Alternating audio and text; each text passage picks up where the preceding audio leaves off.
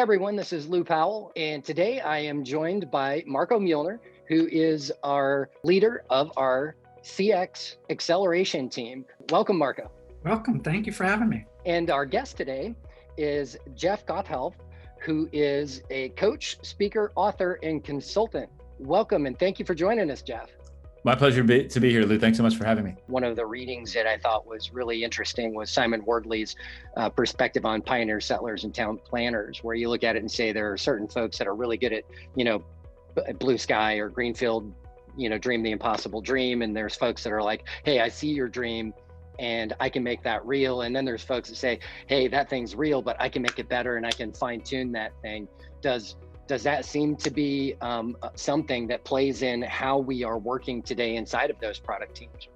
100%. I mean, and again, this comes back to how are we defining the role of this team? Is this an innovation team? Is this a team that requires innovative work, or is this a team that requires sort of the consistency of delivery and the predictability of the work itself, right? And I think that's important. And then hiring and staffing it appropriately. It's funny, you reminded me of this really story from many years ago. But I was a musician in college and after, and I was a touring musician for a long time.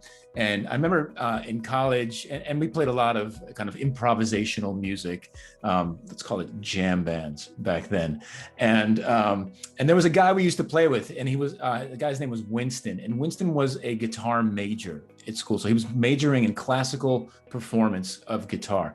And if you put sheet music in front of Winston, he could play the heck out of it. He was so good. He was perfect. He had the technique down. He knew how to deliver that thing. If you gave him the spec, he could deliver the product, right? Mm-hmm. And then every weekend or so, we would have kind of these open mic jams in somebody's basement or some party or whatever it is. And every now and again, Winston would show up and he would try to sit in, and it was impossible for him to sit in. He couldn't figure out what to play, when to play, how to fit in with everybody, because the spec wasn't in front of him, right? No one told him what to play.